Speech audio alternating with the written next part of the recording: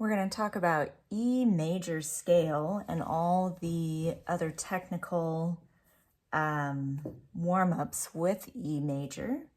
So if we're thinking of our circle of fifths in music, we have C has 0 sharps or flats, up a fifth. G, we added an F sharp, so 1 sharp. D had 2. A had 3. And now we're looking at E, which has 4. So whenever we're adding an extra sharp in the key, it's always at the leading tone of that particular scale. So if we're in E scale, the leading tone is the 7th note, the D before we go back to E. So D is now sharp. So E major feels actually pretty good in the hands because they're kind of like equal amount of black keys here and here. So it really feels nice for most students. Going over the fingering,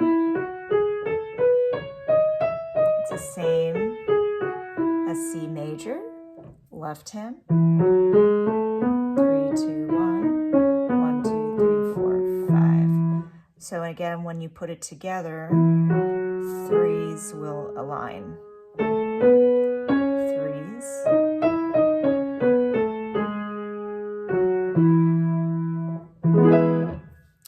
So that's for our 1 octave scale. And then for our 1 octave arpeggio, it'll be the same as like D major and A major with that black key in the center.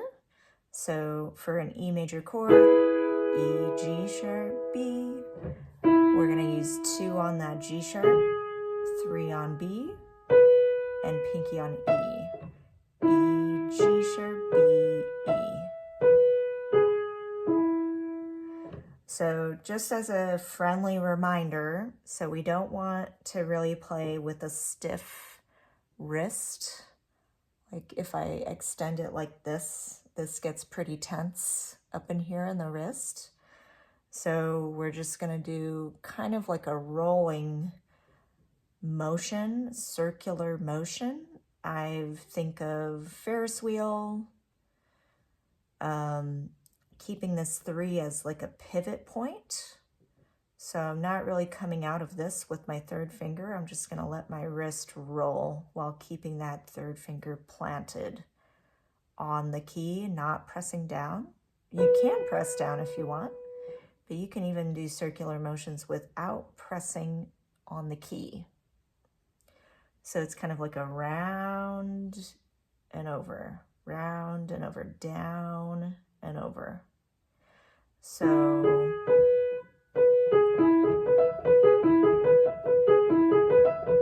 I'm never in like a fixed wrist state where it's just kind of locked. I'm allowing my wrist to go up to the E and come down to the lower E.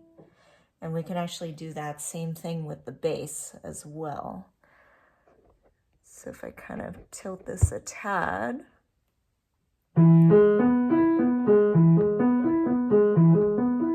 so I'm also doing this circular motion over and under, down and over. And this is something that in the beginning will feel honestly a little awkward, but over time it will make sense with this motion, trust me.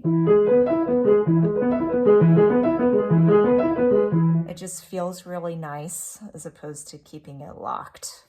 So that's something that you kind of get used to over time. So be patient, don't get frustrated if it feels very awkward for you in the beginning. Okay, so we covered scale, we covered arpeggio for 1 octave each. So now let's talk about the chords, chord progression. So we're doing 1, 4, 1, 5, 5, 7, 1. So keeping in mind these are all major chords as you're playing through. So I'm just going to give a breakdown of each hand. So we have E major, triad. To get to the 4 chord, A major, we're going to keep this top 2 go up, but keeping in mind the sharps that are needed. So E, A, C sharp is needed. For the 4 chord, back to E major. Okay, so now going to the 5 chord. So we do have a common tone, meaning a tone note that is shared between 2 chords here. So in this E major, this B is the common tone. So we're going to need B, D sharp, F sharp for a B major triad, but we can also play it here, which is easier to get to. B, D sharp, F sharp. So all you have to do, 2 is here, just thumb goes down a half step for the sharp, and then take out the 2, add the 4, which is A, the 7th. Gives that kind of crunchy, resistant type of sound that needs to be resolved. All right, let's look at left hand for fingering. Top 2 go up, so 2 is already where it needs to be. A major, thumb goes up a half step, C sharp, back to E. So with the 5 chord, remember this is the common tone between the 2 chords. So you're going to keep this thumb where it is. Pinky goes down a half step, and then we need F sharp in the middle. So it's a double black key here. And then take out the middle note, add the 7th, A, back to E major. So now putting it together. Top 2, A major, back to E major. Remember the double sharp on the bottoms. Keep the B. Take out the middle, add the 7th for the B7 chord, back to E major. All right, so to add on to what we just talked about with the scale, if you want to add a challenge, you could go to the next octave.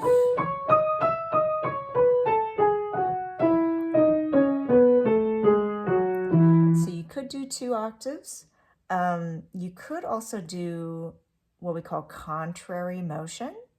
So you could start with the thumbs here on the E above middle C, and it's going to be the same fingering, but we're going opposite direction.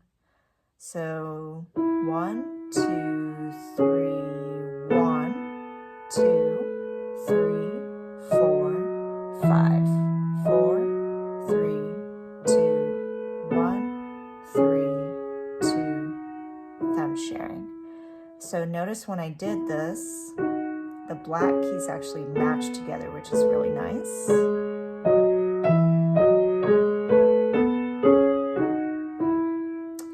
So if you don't really like that thumb sharing situation, you can also do it an octave apart. So E and E, and do the same sharp, sharp, sharp, sharp.